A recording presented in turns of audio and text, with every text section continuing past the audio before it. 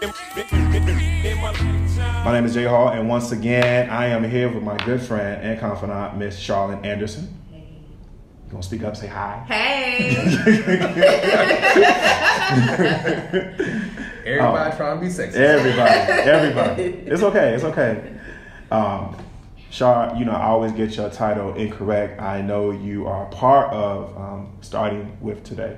I am the founder. You are the founder of Starting With Today. Right. And so I never want to get that wrong. I don't say you run it. I don't say co-founder. You are the founder. The founder. Okay. And executive director for Starting With Today. Executive director. See? Correct. I would never throw executive in my vocab like that. But you are executive director, right? Correct. And the last you and I left off, we were talking about the ShapeUp. Yeah. All right. Can you brief us again?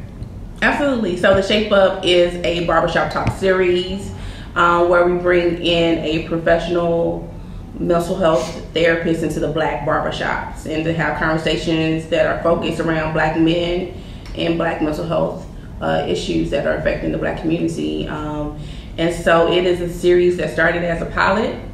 And we kind of worked through a couple sessions, and then they kept asking us back for more, and we kept coming back. And so now we are, you know, launching our second season, which is insane. Yeah. From the last time we talked, it seems as if the barbershop talks have become more intense. Right. And like people are literally like showing up. Because first it was like, I know I was showing up for it, but then I'm starting to see like cheers laid out. And you know, Dr. Lee, whose shop it is, he's like he's like a cast. He is. For me. He is. So we hosted at Lee's Barbershop that's in Southeast DC. They are amazing barbershop who has been super supportive of the ShapeUp. Both Aaron and Dr. Lee. Aaron is Dr. Lee's son, who I spoke to at first to throw the idea out there to him, and he pitched it to his dad. And then from there, we began to work through the logistics of how it would work. And they have been warm and welcoming, and you know, definitely an advocate for the work that we're doing. Okay, so now we're here because we want to do a recap of the last one. Yeah. And the last one was based on enthusiastic consent. Okay, now that title. How do we come to that title? You know, it's funny because I probably first time I saw it was on Lawrence's timeline, and I think there's been a lot of conversations the original Me Too movement, where we're talking about, you know, what does rape look like? How does it happen? How do we begin to have these conversations or to demystify it, right? And one of the notions was saying, how do we get from just the bare minimum of consent to enthusiastic consent? And so for that conversation, you know, the first person I thought to tap into was bringing in Lawrence to team up with Tariiq. Tariiq is our mental health therapist, and to see how we can make that happen for this session. I was gonna have you introduce him, but you had already said it. Yeah, you go ahead and walk who's in the room. So in the room we have Lawrence. Right. You're like Lawrence. Tariiq. Who them people? Right. We have Tariiq Omari Walton. He is a licensed marriage and family therapist in the Washington, D.C., Maryland area.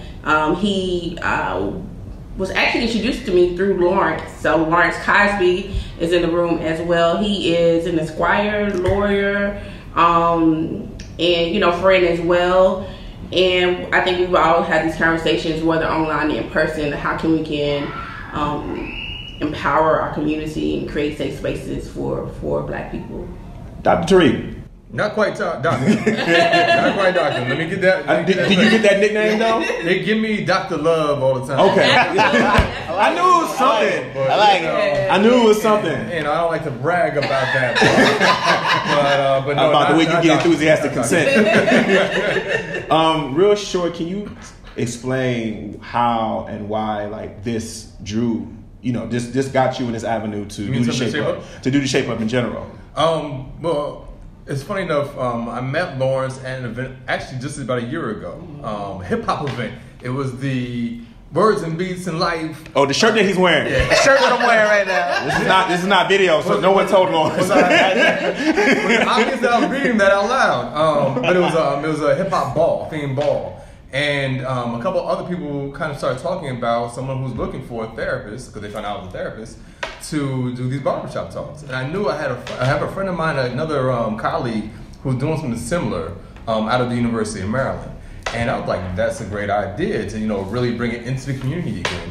And so I got introduced to Lawrence, and he just told me what they were doing. I was sold. It's instantly, about going in and talking to black men about different mental health issues. And so from that, we were able to discuss, within the ShapeUp, able to discuss things like manhood, of course, mental health, trauma, vulnerability, all these different topics that we don't normally discuss. But once the brothers started talking about it, they began to see themselves and trying to understand, hey, I can apply this in my life, and we start making changes. And that's what you see happening. Now, not to make no assumption, where are you from exactly? Originally, I'm from New York. I grew up in upstate New York, in Albany, and in Brooklyn. Oh, Albany? What part of Brooklyn? Clinton Hill. Okay. Yeah, so how does a brother from Clinton Hill, Albany, work his way down here and then say to himself, you know what, I'm going to do mental health? Because obviously you've been doing it before it became a phrase and a word to say now, because we seem to be talking about it a lot more. Right. But what made you say,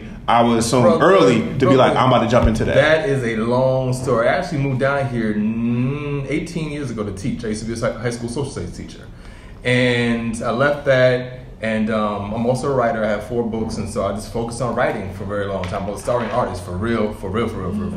But then I decided, after writing a book about relationships and just seeing the kind of feedback I got, that it would be a good idea for me to go back to grad school. When I initially went to grad school was for history.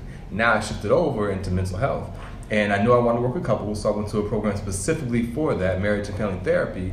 Got my license and just kind of took off. And it's all just very good timing. When I was getting into the field is when black folks were really beginning to accept that they need to get help outside of the church.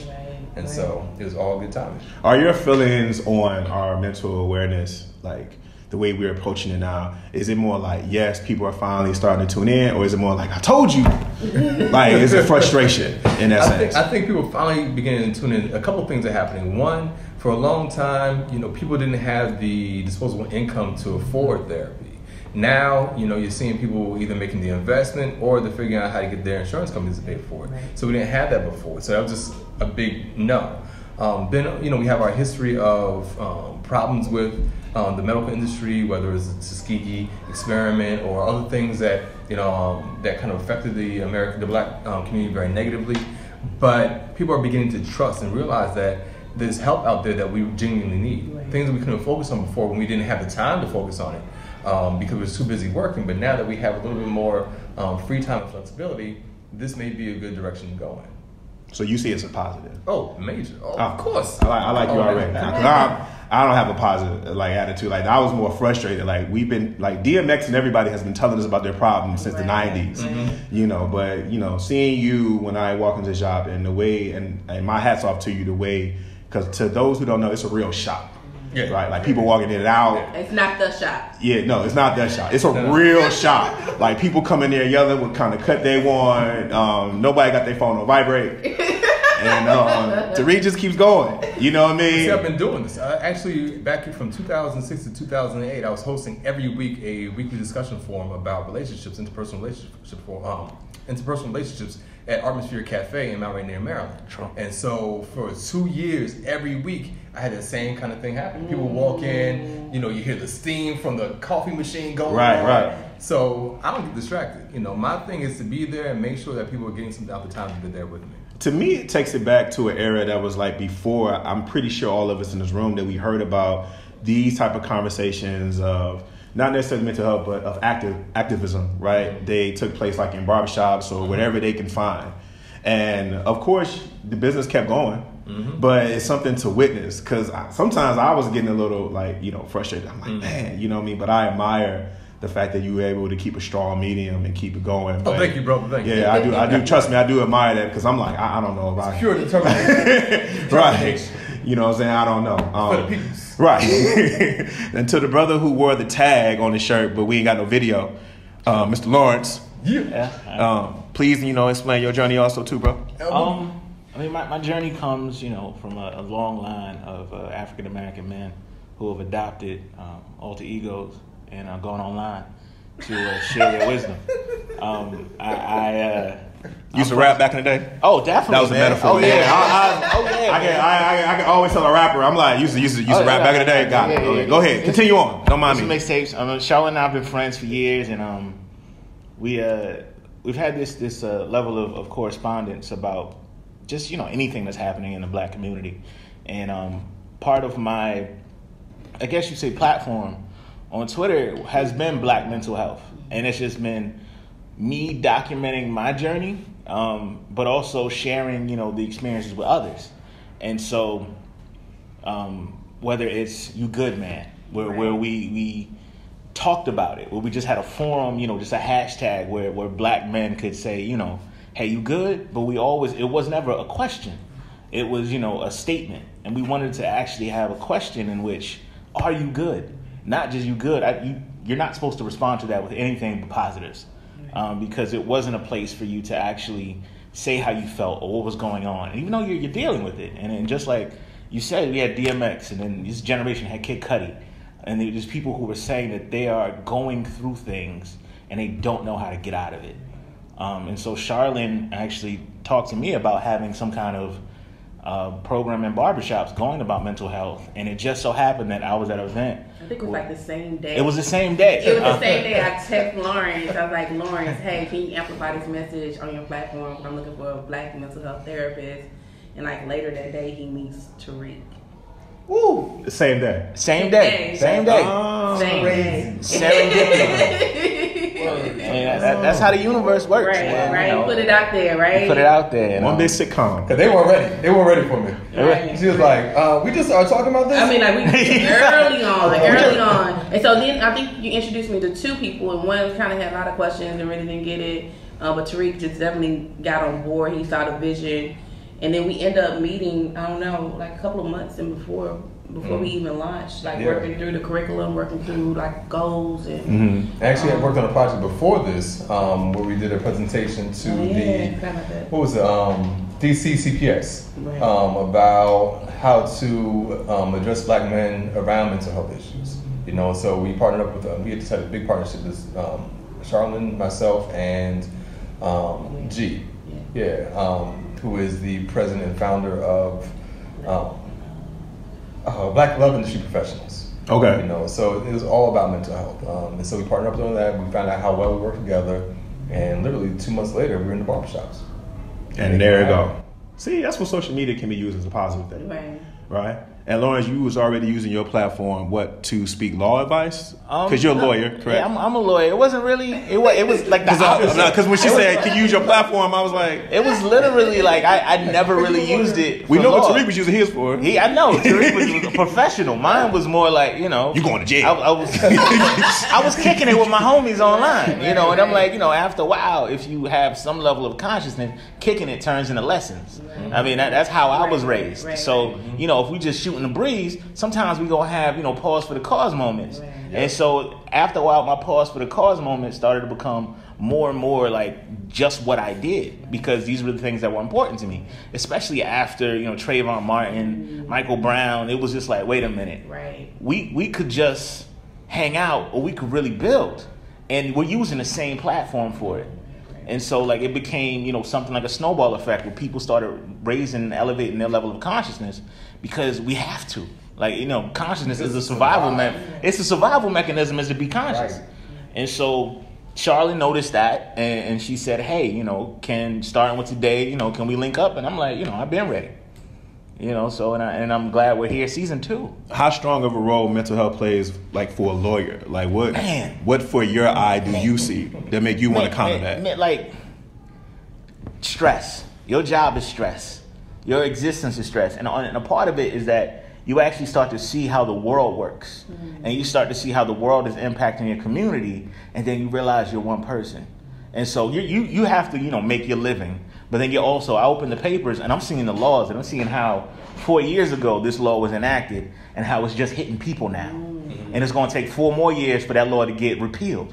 And so we have, 10 years of like this, something that's destroying our community. And I'm just like, we can't really do anything about it right now. So it's, and also just seeing the history of law, and knowing the legislative history, you can start to see how far we've come, but how far we have to go. And so I figure out how to survive within that time. Yeah, and I mean, and also just the stress of work. You know, I talk to my friends who are attorneys, and it's just like, you got a mental health professional on staff at work. Wow. Why? Because they already know. That plays a key role when you talk about the actual stress, because it seemed when we go to the Shape Up last week, and we were talking about enthusiastic consent, you can hear frustration. Right, among some of the brothers, some of them were barbers, some of them were customers. Like, well, I mean, you know, if the girl come to my house and she's been drinking, you know what I'm saying, she should know. And it's like, first of all, why you angry? It's Saturday afternoon. She's not here right now. Right? But it seemed to be a lot of anger and frustration, and a lot of it seems to have come from like just not knowing and developing what we kind of are familiar with. People kind of develop their own laws in their own head. Like, man, you can't go to jail for that. And Lawrence, you were in there like, yes. Yeah. Like my favorite quote was like, one stroke past no. One stroke. Clipper stop. That's 5 to 10. You know, it was like, wow. One stroke past no is rape, and that's 5 to 10. If you're lucky. And when you put out that number, though, right, it just really quantifies it for me, you know, the action, the behavior, you know what I'm saying? Where you talk, it is a plea deal at that point. It's nothing to defend, you know? Yeah, that was just... Let me say this, too, because this is one of the reasons why we really get heavy into emotional literacy and emotional intelligence, because what you saw as frustration with the brothers, I see that as being the result of concern, you know, for them. Because for them, they're worried, you know, about not knowing what is and what isn't, and how it can lead to something more. So that one stroke past no, if I don't know that, and I'm doing 5 to 10 because I wasn't knowledgeable what was happening, yeah, I'm concerned. I'm hearing all these different stories, and I'm concerned for my safety, or my boy's safety, or my kid's safety. You know, and so yeah, that leads to frustration because you don't know what's what. I'd be frustrated too, but it all begins with concern of their own personal safety. How far is it do you think is concern versus entitlement, though? Also, well, no doubt. Yeah, I mean, because you know, I hear you on the concern part, you know, but I can't necessarily say every person I heard in life, not necessarily in the Shape Up themselves, was feeling like, oh, what about myself? Am I going to jail? They were angry, right? You know what I mean? They were mad, and because they took it out. Do what they wanted to do. And they couldn't do what they wanted to do. They took it out on a woman, but for the way you view it, how much you think that plays a part? Like, is it 50-50, 60-40, or in Lauren's case, when they get caught? I don't think you can quantify that. I mean, I think you just have certain individuals who do have that sense of entitlement and believe that, you know, this is owed to me, this is due to me. I took you out, and now you owe me for that. You have certain people who operate like that. And then you just have other people who are like, you know, I didn't know what was true. You know, when she said no, did she really mean no? Or did she mean, you know, not right now, or try a little harder? You know, so I think there's concern and there's a question that people have that can't be answered until they're having a conversation about it. And we'll talk about that a little bit later. But you can't quantify the percentage of who does what. It's just the individual. It all comes down to the individual. Yeah, because I can't name how many songs I was raised up on that said no means yes. They're countless. You know, the ones that kept telling me keep going. You know, and that's what it sounds like a generation of. And it was interesting because you had people in there from all walks of life and all ages.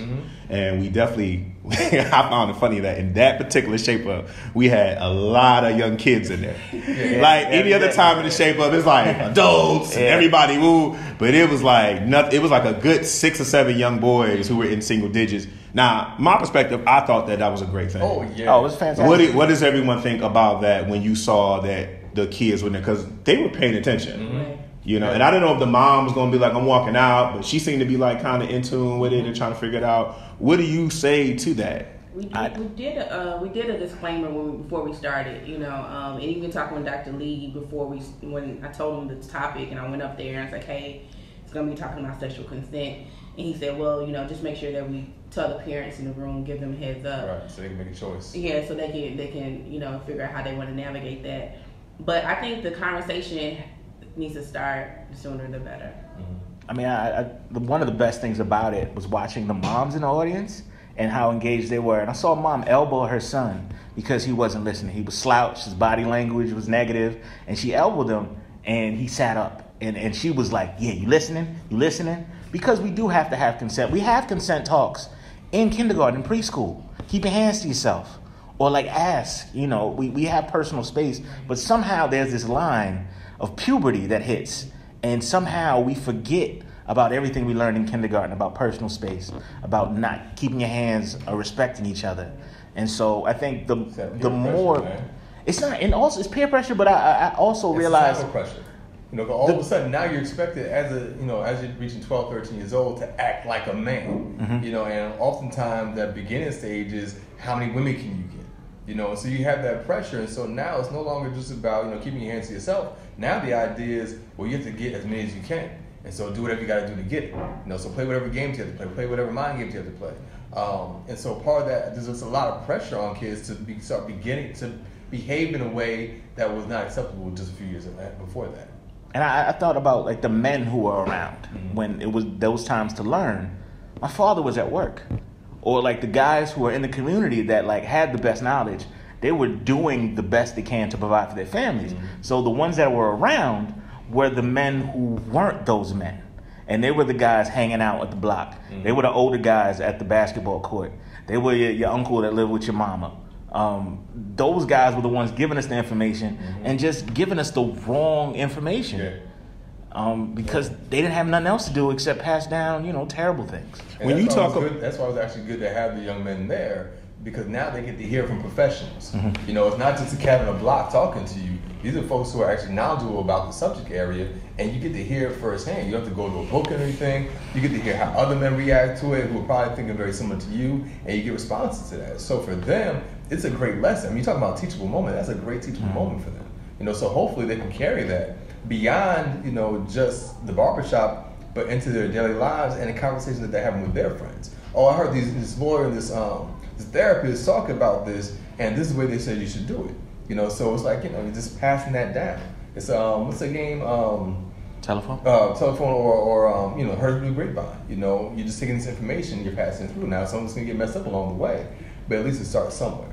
And I think just to follow up, I think even more so, just thinking about it now, like the parents probably now have more tools, because a lot of times parents don't even, A, or not aware to have that conversation, and B, don't have the tools to engage in that conversation, or the language to engage in that conversation. Right. So, I think them giving, at least a foundation, so hopefully those parents can go and build upon that, at least they have some tools and resources. Growing up, I always thought pressure or peer pressure, even when I was a child, I thought that was somebody trying to persuade me to do something that I did not want to do, right?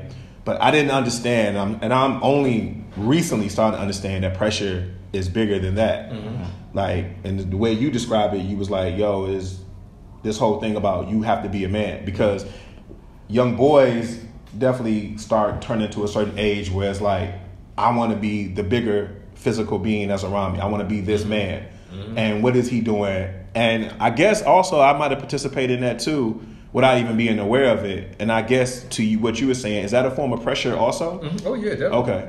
Definitely. I mean, anything that's going to sway you in a way that you probably weren't thinking about before is pressure. Anything that's going to push you into doing something that you might not have just considered before, because it just wasn't in your purview, or but now it's an expectation. And I think when we talk about pressure, it's expectation.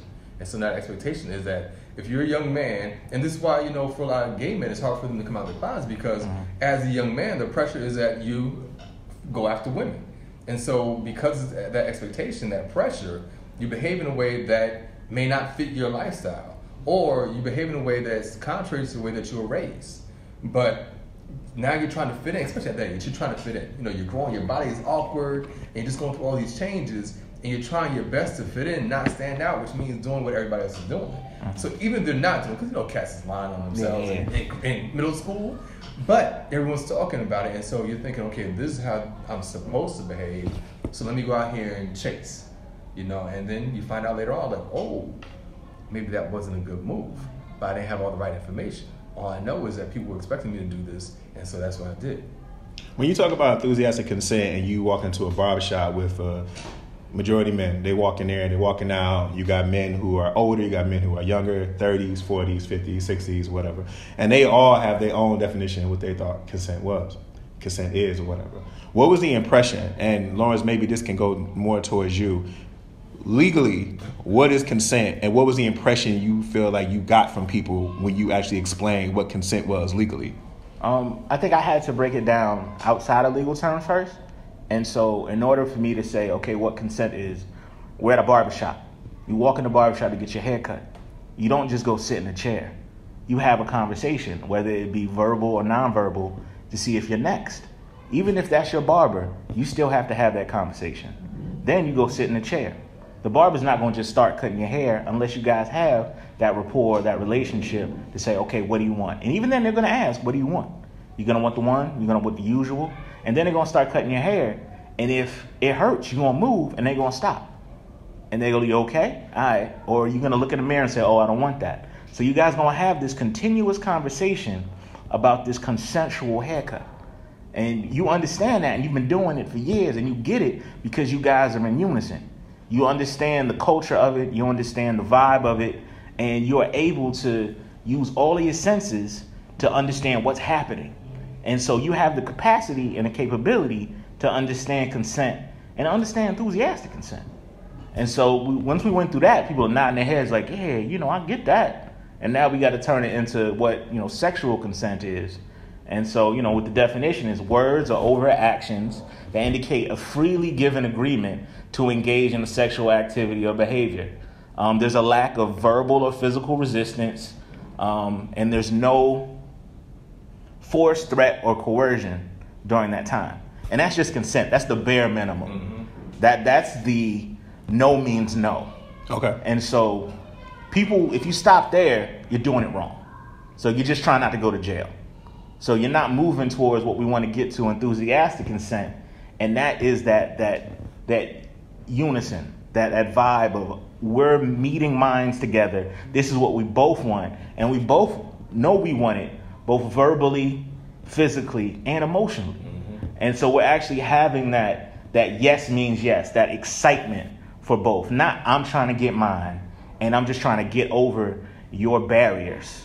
It is we're trying to get ours enthusiastically. So how do you think, what is the role one takes to get to enthusiastic consent? And the first thing you got to do is look at the other person or people as people. And you have to recognize them as human beings and not just something to satisfy your sexual needs.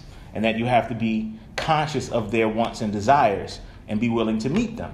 And so if you're just trying to get yours, you're going to be running through red lights. You're not going to wait for green lights. You're not going to ask for green lights. You're not going to stop. You're going to just want yours. And so to get to enthusiastic consent, you have to covet that other person's enthusiasm. You got to want them. I want you, but I want you to want me too. There's a lot of Marvin. There's a lot of Marvin. A lot of Marvin. You really going to try to walk out of here as if none of us heard that line before, but it's totally fine. But I'm with Marvin on that. He was with that. Tariiq, what was something that you saw from when he explained that definition? Did you think you seen resistance? You think you saw encouragement, acceptance? Let me say this. We are 9 months into doing the Shape Up now. That was our eighth actual shape, or ninth or eighth? Ninth? That was our ninth? Yeah. Dad, we've been working. So that was our ninth Shape Up. That's an illmatic. So, you have to figure we've had 9 months of influence on the barbers in there. 9 months of changing the hearts and minds of how to approach life in there. Bars. And so the way that when you're listening to the barbers respond now is different than they did 9 months ago. They are thinking differently. They're taking the information that we're giving them and they're applying it to their lives, and so they're able to change their behavior, able to pass that information on to their patrons. And so the conversations are different than they were back then. So even when we were talking about enthusiastic consent among them, I think they were very receptive to it, and I think they could see it differently now than they would have 9 months ago, only because of the conversations we've had leading up to this. Like, I don't think we could have had the same conversation back in May and then respond that way. If we started off this way, they'd be like, what are you talking about? It sounds crazy. But now, when you built such a foundation of mental health and wellness that we have, now they can say, okay, based on what we talked about before, I can see what you're talking about. In safe space, you know what I'm saying? Oh, yeah. In safe space. Because I think there were some retort, you know what I'm saying? But nobody's going to jump down your throat and be like, you're not worthy, or, you're evil for this. But, like, how can we begin to redirect that? And I think that's the beauty of this, right? Where the barbershop is a safe space, but then even this layer of the Shape Up is a beautiful safe space as well. Right. I mean, having Dr. Lee come in and give his his story, and we in the beginning, fresh general, my man. I mean, my lady be bothering me at night, and I'm tired. I mean, why can't she wait for my enthusiastic consent? I want to go to bed. I mean, and that was him stepping up and becoming, a featured player, a cast member in the Shape Up, and in the back, he's just been a proprietor, and so that is that level of comfort. And even the other barbers, they take his lead and they say, okay, Dr. Lee is speaking. Wait a minute, like these people aren't going anywhere, and we might as well. This is something to break up our Saturday. Well, you make a good point because Dr. Lee, he's an older gentleman, and Tariiq, when you hear something like that, what do you think the psychological powers, the historical psychological powers, it is for sex and consent? That gets really, really deep because you have to remember, going back not that long ago, back to times of our enslavement. I hate to say slavery, but times of our enslavement in this country, we had no control over our bodies. So it was nothing for a man to see his wife, his daughter, his son being raped, being sexually abused by a master, by a overseer, and so that's been a historical problem that we've had to live with. Year after year, century after century, in this country. And so having seen that, going beyond that into emancipation and what's the word? The time before Reconstruction. And during that period of time where you saw we first had our freedom and towns were being burned down like Rosewood because white women were accusing black men of rape. And there's always been this thing where, black men are very, very dangerous and they're gonna rape your women. Even what's that movie? King Kong? No. King Kong was a rapist. He was definitely a rapist. Something of a Nation. Birth of a Nation. Birth of a Nation. That was a big thing of it. Black men coming to rape your daughters, rape your wives. Yeah. And so there's always been this fear around black masculinity that goes to black sexuality. And so, for us historically, we've always been in danger of being, not just ostracized, but being murdered for accusations of rape. Right. And so, again, that's where it gets back to the concern for us because we are scared of what might happen. And even if we are accused and we're brought to jail, and that's the word, I can't tell you how many stories I heard about people in jail who were accused molesters who got whooped up on in prison because of how many people in jail were molested or who were sexually abused. And so rape and sexual consent is a major, not topic, but just a major issue that we run across all the time for years and for centuries in our community. And now it's really about being able to clarify what it is and what it isn't to both men and women so that we step wisely. So that women know, okay, don't play the game of saying, no, but really meaning yes. Don't confuse anybody. We don't want it. We can't afford confusion in this. Make sure you're very clear about what it is that you want, very clear about it up front, and so that everyone's proceeding. I know you want the romance, you want the passion, you got time for that later. Be clear about what's happening here. Because historically, we have always been burned, literally, behind that. Yeah, and when I think about what was a highlight reel for me was both of you, and I don't even know if you planned this, had used two known black men celebrity situations where you were on the opposite side of the fence on. Tariiq, you was talking about how growing up around the area in Brooklyn, you had heard about Mike Tyson's reputation, right? And I'm not gonna lie, I found it really interesting because despite the fact that Mike Tyson was doing a lot of crazy things. Iron Mike was doing a lot of things in the ring, out the ring, right?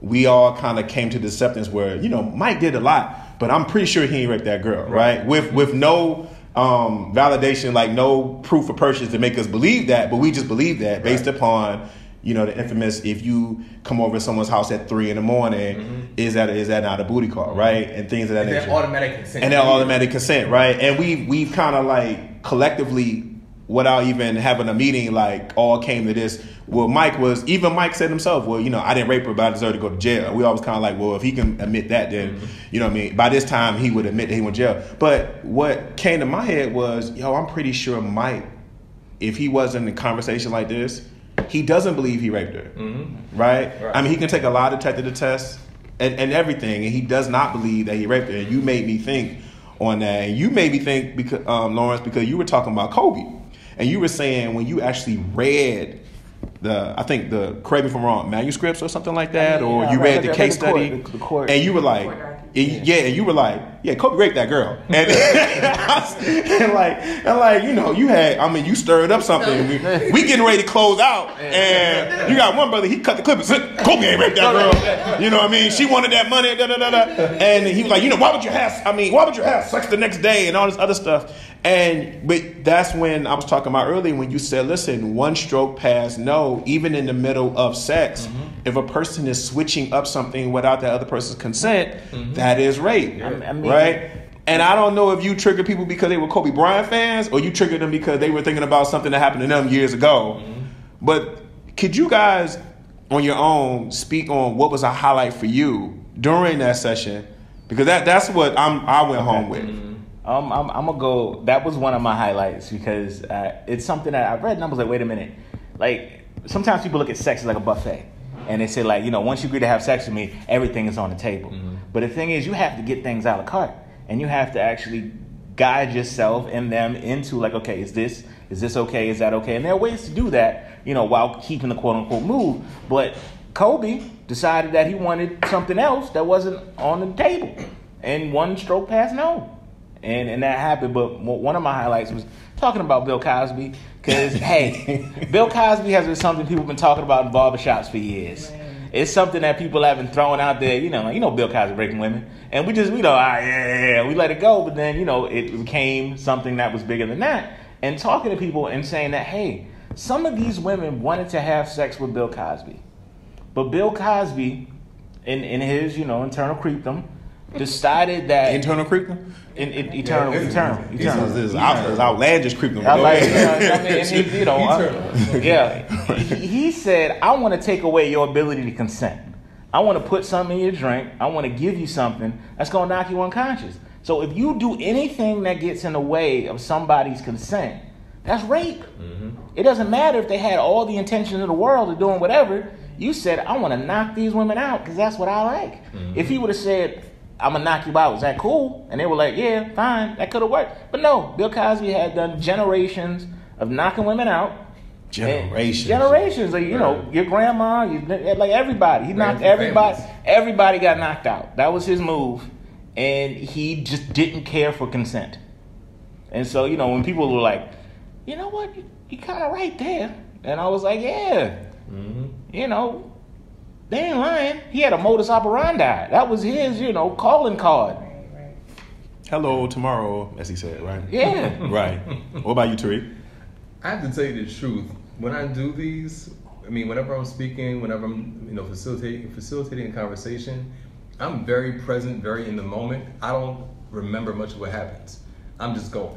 Right. And so, whatever we're talking about in the moment, I'm there. I don't remember what we just talked about. I might be able to refer back to a few things. But when it's over, I'm on to the next thing. I really don't remember. I remember the energy. I remember bits and pieces, but I don't remember enough to really call anything highlights. It was just like, okay, this felt good. People really came off like they understood. They got us. I think they're walking away with something. That's all I'm there for. So I can't say that there's any particular highlights that I have. My mind doesn't work that way. I can tell you as a watcher, it felt different. I have a highlight for Tariiq. The conversation about coercion. I think Tariiq, there was a barber who wanted to understand what is coercion. And Tariiq was able to explain to man, what's the difference between persuasion and coercion. And so, there is a romance to persuasion. The difference was that a person doesn't want to do something and you coerce them into doing something under duress.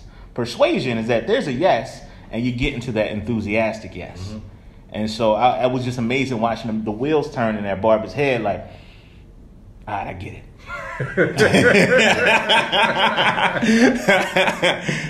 No more raping women. We persuading up in here. Persuading up in here. I'm going to cancel tonight. I got you. What about you, Charlyn? Anything stood out to you with all the shapers we've done? But I feel like all the shape-ups have led to something like this of importance. No disrespect to the ones in the past, but I feel like none taken. But I feel like this is not. But to your point, I don't think that this is something you'd have had a different experience doing this on y'all second round, like y'all second time. I think there's a reason why, you know, we are watching Blackish now, but nobody remember Blackish like the first season. You know, things have to kind of like build up. Right. And Charlyn, for you, you know, being the creator of this and seeing this for what it is, what stood out to you as a woman, as a black woman, when you hear about black men talking about consent in a barbershop and hearing those real raw answers? Because the guys know you now. Right. Like, even though I heard one of the barbers, he was like, yeah, you know, Charlyn, you know, she be recording. My girl might be on it. So they've come to know you, right? And they're a little bit more relaxed. Right. So what is it for you to hear that? You know, I think, you know, when I saw, you know, the Shape-Up was formed shortly after watching Surviving R. Kelly, right? And I think I sent out the text like maybe that Sunday or Monday, like we're gonna do one on consent, and the conversation needs to be had. I think one of the great things about the Shape-Up, and starting with today, is because we're so nimble, we're so small that we can kind of react to something that's happening, right? So the conversation is happening now. It's fresh on everyone's mind. So let's tap into that, and let's bring in you know, some experts in their field to really facilitate that conversation, because people are having it in silos, and not necessarily the information is correct. So for me, I think Dr. Lee's point about, you know, women getting consent, you know, I think requesting consent, and I think that's a really important thing that women need to, kind of what Tariiq says, be clear, but also respect the spaces of black men as well, and that they have autonomy over their body, that they may not want to have sex, and then not use that as a leverage tool to like create an argument. I think the banter then was, you know, if I say no to sex, if the guy say no to sex, then I'm accused of cheating, or that I've had sex with someone else, and how that becomes a whole thing, and or give them the right to go out and find somebody else. Yo, because I have no response to not want to have sex. Right. I just know I'm about to get in trouble. But I have not been taught, tutored, nothing on what to deliver when I don't want sex. Exactly. I have nothing. So that's important. I think. I don't have nothing. I don't have anything. So I thought that was, you know, Dr. Lee is humorous, but I think at the same time it was a very serious point that needed to be, that consent is two ways, and it's between two consenting adults. How, and this is a question for the room, how does everyone think that we can create a culture that can do better for future generations when it comes to understanding about consent, enthusiastic consent, nonverbal cues, everything that we talked about in the shop and beyond, raising a better generation of young men and women who can come up to have that understanding? How can we create a culture like now? I think it's a matter of encouraging people to become comfortable with uncomfortable conversations. You know, like we were out in the shop, you know, people don't have conversations about HIV. You know, even though you know it's a threat, people oftentimes will say, hey, you know, what's your status? You know, because someone said you don't want to know. You need to know. You know, so even when it comes to consent, having a difficult conversation, you might hear and know that, nah, that's not why I'm here. You know, you might get that. Trust me, you'll find somebody else that's down. But if you're not having the conversations because you're uncomfortable with what the answer may be, then you're leaving yourself open to that kind of liability. And so you have to have that conversation. You have to ask questions, especially with somebody you're just meeting. You don't know this person that way. You don't know where their cues are. You don't know, you know, when for them, when they want you to stop doing something just by looking at them, you have to hear the words because you don't know them well enough. You have to have those uncomfortable conversations. You have to become comfortable with it and just recognize this is part of life. This isn't even about you know, just wanting to do what you want to do. No, this is part of your life now. You have to find out for sure that this is what the other person wants.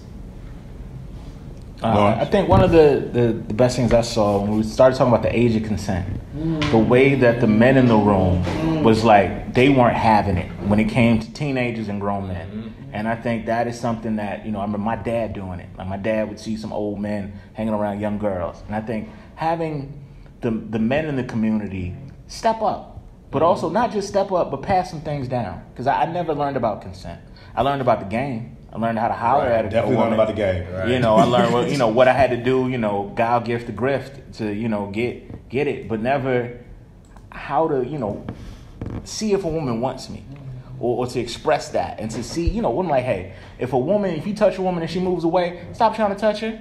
Like, that was never something told. But now, like, you can tell a young generation that, hey, like, if a woman says no, like, if you're trying to pull a woman's pants down and she's pulling them back up, stop. If you move her leg over and she closes her leg, stop. These are the things you can teach game, but also teach the other side of the game, which is enthusiastic consent. And so I think that we just need to, pass it down as much as we can and to educate as many men who will give it to the younger generation and just keep the ball rolling until we get to a point where, where sex is mutual, instead of something taking, getting instead of sharing. I feel like I gotta ask this before we leave up out of here, because Charlyn brought up the Surviving R. Kelly doc. What is it that we as black men and any black man that's hearing this can do to be more of an ally to the black woman and protect black women, black young girls? Because we are starting to raise our voices a little bit more, and we're starting to have these conversations. But what are actions that we can actually do to make these things become reality? So I have a couple of different theories around why we don't. I remember the video that was out a few months ago about the black woman who was being accosted by the guy at McDonald's when she was, he didn't get a straw or whatever, and so he grabbed her, reached across her, and you see the video of guys trying to pull her off but not touching him, and nobody really jumping in to protect her. And so there was a lot of I can't think of words. There's a lot of beef with black men for not stepping in that case, and just in general, black men don't step in to save their black women. But one of the reasons behind that is because of how much further things can get out of hand when we step in. I think about the movie Crash, when Terrence Howard couldn't protect his wife from being molested by that was police. Yeah, man. Because she's looking at him like, yo, what are you gonna do? He's like, yo, I can't do nothing, because if we step forward, he's either gonna get beat down, arrested, or shot. And so it's like, what can I possibly do that's not going to make things worse, or that's not going to be worse for me? And so I think a lot of black men, because we are quite aware of what's going on, and we recognize, and we're always looking around, and so we know what's going on, what's going down, and what kind of danger we could possibly be in. And I think a lot of times we don't step up because we know that this can get worse. So you might just have to take that on your own. I'm sorry, sis, but you might have to take that so that I can be safe. We have to recognize that if they're not safe, we're not safe. And that we have to step up. We have to step up. But one of the black woman is always being treated the way she is in Western civilization as being like at the bottom, then we're going to be down there with them. So we have to step. We might have to take that L in order to protect them. It's just the way it is, because you won't see any other culture not do that. We have to step up. I mean, I think we also have to start looking at black women as people. Like, I think that a lot of times, like, even though words we use, and they become the thoughts that we have, and so we don't look at them as individuals with feelings and emotions, because we know what people are, because as black men we wanted to be treated as such. But then when we look at black women, we somehow have this cognitive dissonance that it comes to that, and that we don't listen to them when they talk about they've been assaulted, even though we tell our daughters that be careful out there. But when a woman says men are trash, and she's speaking of like the collective experience of womanhood, we buck at that. And we try to say that men are natural born leaders, and that we should be the head of household, and we demand respect, and we're kings. We need to act like it, because if you're a king that's not willing to protect your subjects, you should be overthrown. So unless you have that track record of being a king and protecting yours and protecting everybody that's within your society, then you're not a king. And so I think we need to start living up to that expectation that we have, and really just looking at, you see a woman, she's a person. And once you get past that, like that will level out a lot of the issues in society. Bars. Heavy. Charlyn, you want to take us home? I don't have any. As a black woman hearing that, is there any suggestions you have to close out with us? Come on, sister. Right. What can we do to protect you, sister? I think the conversations, as an ally, I think the conversations that need to be had are in spaces black women are in, you know what I'm saying? So they're in your group chats, they're in your games night out, they're in your the clubs, they're in the the morning after text messages with your friends about the escapade the night before. Those are the conversations that need to shift towards protecting Black women. And it's going to cost social capital, right? And it may cost, like Tariiq said, where we understand that there are situations where, your physical body can be at harm. But I think Black women have been taking our own hits for so long that we need some barriers, and at the very least some support on those front lines. And at the bare minimum, Black men shouldn't be our enemy, right? And so we shouldn't have to love our offenders, right? Or our assaults, or people who have assaulted us, right? And they're in our homes, they're in our families. We see them at the cookouts, or we see them, in our relationships. So how do we begin to navigate this space where we can't heal from because we're always in space with abusers or people that look like our abusers. So that's a long way to go, but I think those conversations that men have in their silos, in their private spaces, that speak up for Black women, that give platforms for Black women, I think those will go a long way. Yeah, I'm for that. You've been my tag. So I hit Charlyn, I'll be like, I'm not sure about this. I'm not sure about this. You know what I'm saying? Yo, this is dope. I really hope that we do a couple, some more recasts of The ShapeUp. Nah, man, it's it. Oh, well, Patty, what you got? This is last right here. We just want to invite you, brother. It's all good. I mean, I'll be here. Anybody want to do a shameless plug before we get up out of here to let anybody know what we can look forward to for the ShapeUp coming up?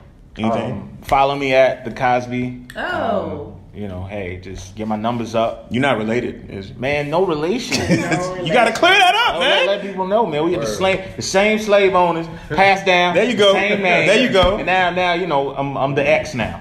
Okay. Now at the Cosby, Twitter, Instagram. Happy Black History Month. Hey. Right. You can find me at Tariiq Omari on Instagram and Facebook. You can also go to my websites, TariiqOmari.com. TariiqOmariWalton.com. You can check out my old TV show and my articles on ViewsAndVibes.com, or you can check out my therapy practice at Insight, M as in Mary, FT.com. That's InsightMFT.com. Dope. And you can follow Starting With Today at startingwithtoday.org. We also on Instagram is probably our most active platform at Starting With Today. And that's where we post all the ShapeUp flyers. So we'll be back in February, at least February 23rd at 11 a.m. Same black place, same black time. So meet us there. And follow and like, so stay tuned. Other things that are coming out. I just want to say shout out to Lee in the shop again. Lee's Barbershop. Barbershop. Yeah. Shout out. Support them. Support Pimento Grill that's next door.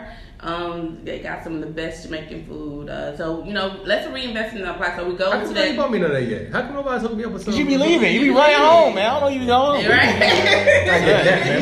Every time. That might have something to do with it. If you're not there. So making sure that we're coming into these spaces where we're also reinvesting in these communities, and buying back and protecting our blocks before they're not ours anymore.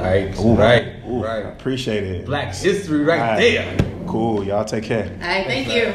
Stay black. J-Ho, you ain't gonna tell us something about J-Ho? It's my issue. Yeah, Oh, dang.